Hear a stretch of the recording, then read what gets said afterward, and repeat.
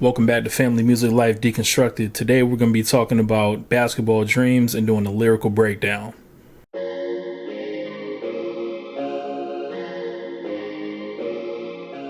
Yes, it is time for the breakdown for one of my favorite songs on the album. I didn't do a lot of 3 or 4 verse songs on the album, and I felt like this one I had to write very precisely because I had a lot of different angles I kind of wanted to capture when it comes to, my journey in basketball, looking back on basketball and the overall concept of the song. All right, so I'm going to go ahead and pull the track up, and here we go. Don't you want to sound rich? Rich Latta. I was born in Springfield, Massachusetts, man. How could I not love the game?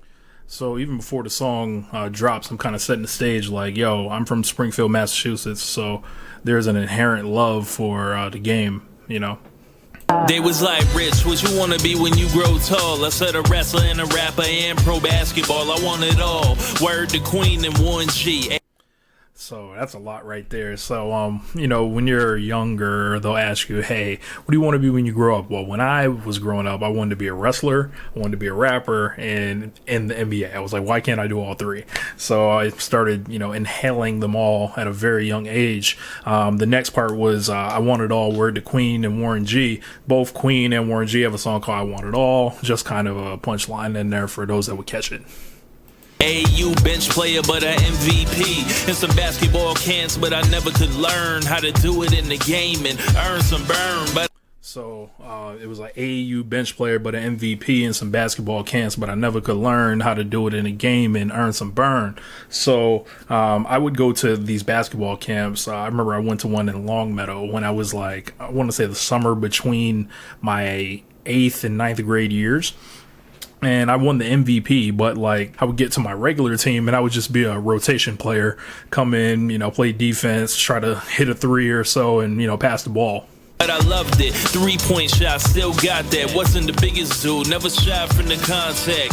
When you're playing youth basketball, you rapidly change age groups. So depending on where you are, that's where you would be on the court. So sometimes I was a center at the top of the age group. And I was a guard at, the next age group. But I was rather, tall and skinny. So it's weird. I was tall man, but not necessarily big man. But some reason I did all right holding my own down low, even though I was skinny.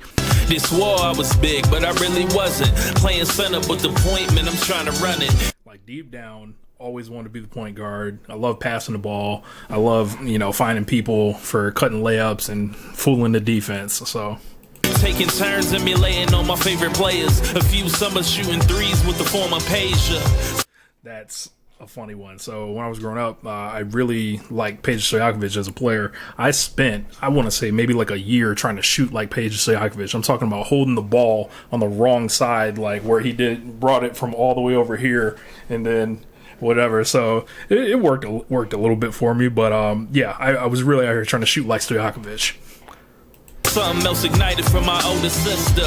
When she was in high school, she brought me with her to her practices because mom made her do it. Made us closer and we ain't even know it. We went through it. So, like many other things in life, I was following behind my big sister. So my big sister was a point guard for Commerce High School in Springfield, Massachusetts. Started all 4 years, and I always used to get dumped on her to either get picked up or whatever. And I had to go to her basketball practices, and then we ride the bus home at night for 4 years. Like I said in the song, it made us closer without even us really knowing it. Even though I was an annoying kid brother and everything like that.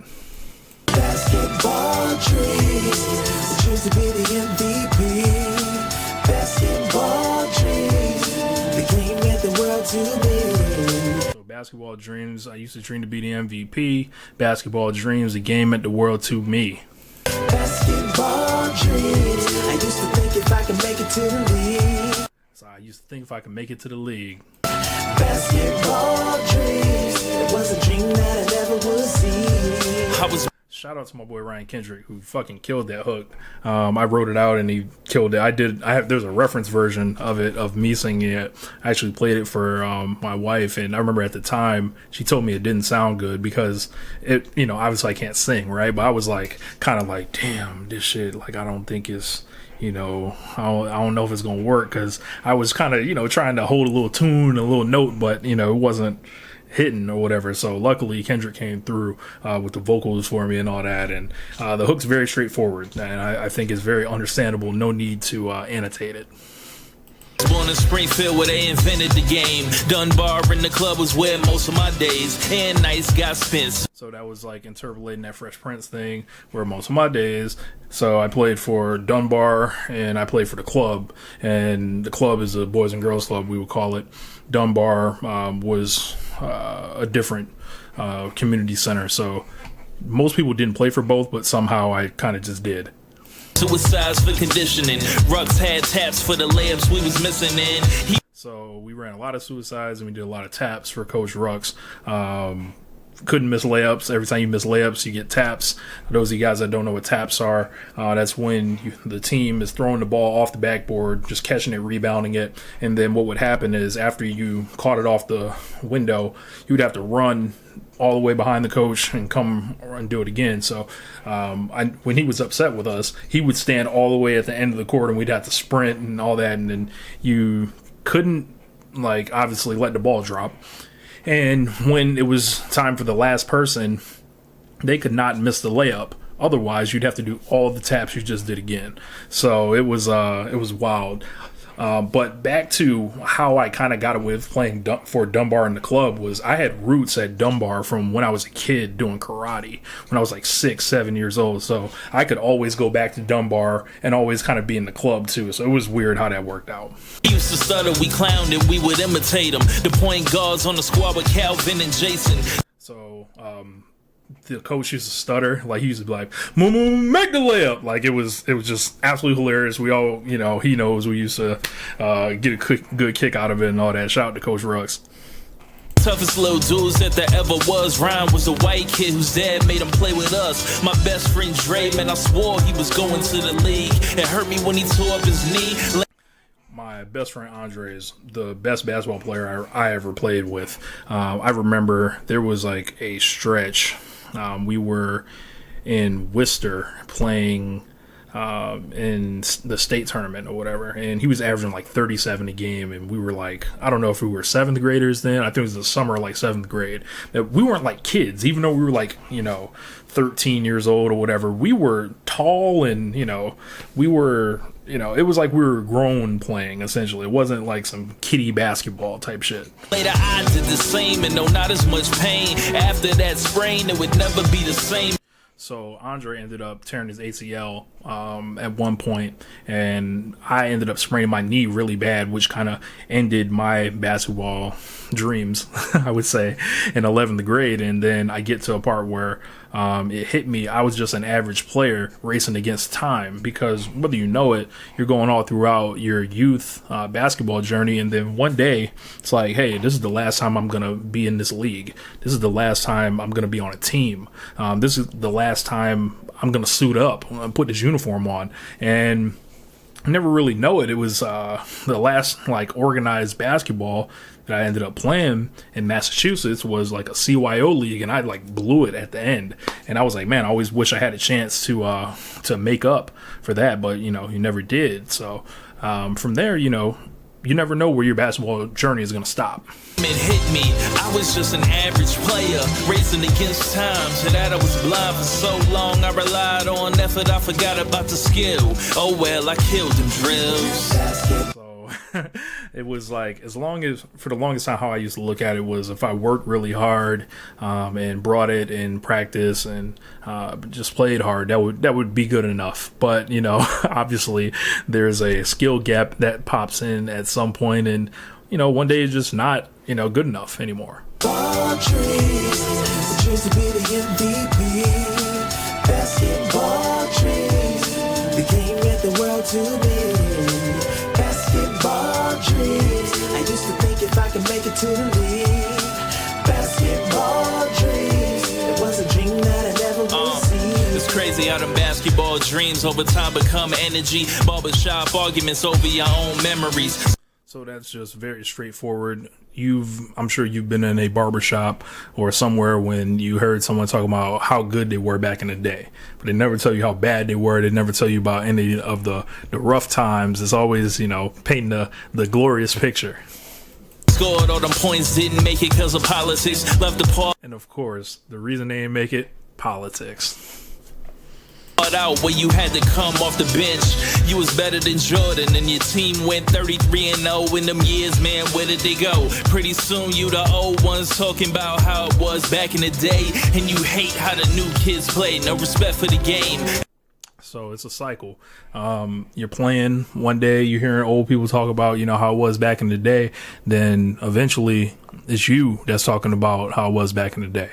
It's a battle for a time of your simpler days. I mean, hey, most won't make it, but somebody will. This for all the young cats with skill. So this part coming up is just like my message to anybody playing the game. It's like, don't miss the lessons that are in it, because, I learned about toughness. I learned about teamwork. I learned about having heart and not quitting through basketball. So, there's a lot of stuff that while you're playing, and this doesn't just stop at basketball, but in my particular story, it was basketball that taught me these things. Keep working on your shot, but remember to enjoy it. It's lessons in the game that you'll miss if you avoid it. For now, these my basketball dreams. What's good to everybody that was ever on my team? Peace. Shouts out to all my teammates. Ball dreams, the dreams to be the MVP. Basketball dreams, the game that the world to be. Basketball dreams, I used to think if I could make it to the league. Basketball dreams, it was a dream that I never would see. Man, basketball kept me out of trouble. Thank you to Coach Rux for molding us into men without us even realizing it. He used to drop us off at home late when we didn't have rides for no other reason than he cared about us. My sister, she was the truth, of course, like everything. She started for 4 years in high school at Commerce. Most of y'all don't know what that is, but that's okay. So I wrote all this stuff out to make sure I didn't leave anything out, and try to be, self-deprecating a little bit, and, just try to wrap up the story the best way I could.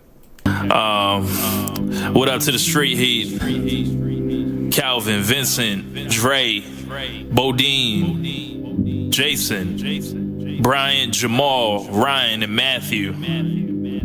As for me, I used to have basketball dreams until I found something else. I'm gonna let you figure out what that was.